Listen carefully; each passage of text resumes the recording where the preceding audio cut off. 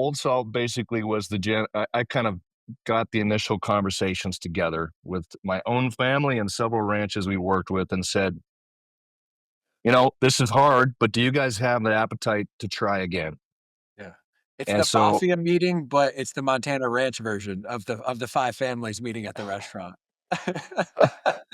we met in a snowstorm and we got on one of the ranches and we got snowed in an extra day, which was fateful.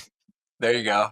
And I think we all looked around the table and said, do you think that the current market situation will allow us to be profitable 20 years from now?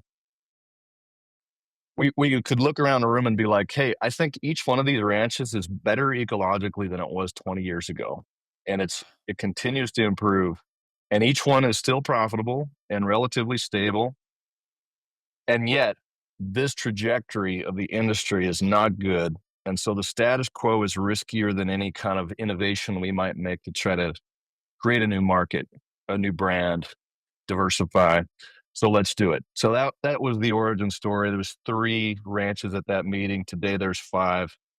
Another part of that origin story is that we pretty much knew that it was the wholesale world. Once you start to get much scale, is pretty tough.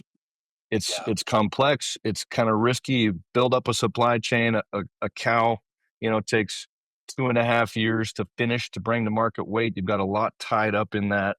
So if you put a whole bunch in a supply chain that is a little uncertain or new, and then for some reason the price goes down or the retailer pushes back against you, you can be really vulnerable.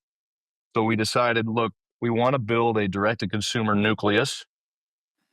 We need to establish more access to processing and distribution infrastructure. And then once we can do that, then we can venture from D2C to diversify a little bit into some restaurant wholesale in our backyard. Montana has grown enough in Bozeman and Big Sky and Kalispell and Missoula that there are enough kind of restaurants and customers that are conscientious about this that we can kind of uh, pick some low hanging fruit and mid hanging fruit and do a good job in our backyard. And then perhaps there will be an opportunity to begin to grow. And we mentioned a little bit groups like Lineage, folks that are building big brands and looking for scaled sourcing of certain cuts. And so eventually we may be a big enough kid that we can start to consider supplying things like that. Because direct to consumer was such a focus, we wanted to distinguish the brand in some other way than claims, labels. This is the world's best cup of coffee. This is the world's greatest beef or the first ever certified this. We wanted to say, look, really just this comes from a place of integrity in Montana.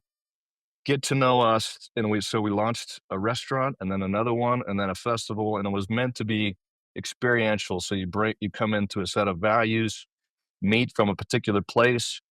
We are very proud of the specific stewardship practices, but there's lots of places in the world that have good stewardship practices and lots of places in the world that have good food. We just want to highlight what this particular place has to offer.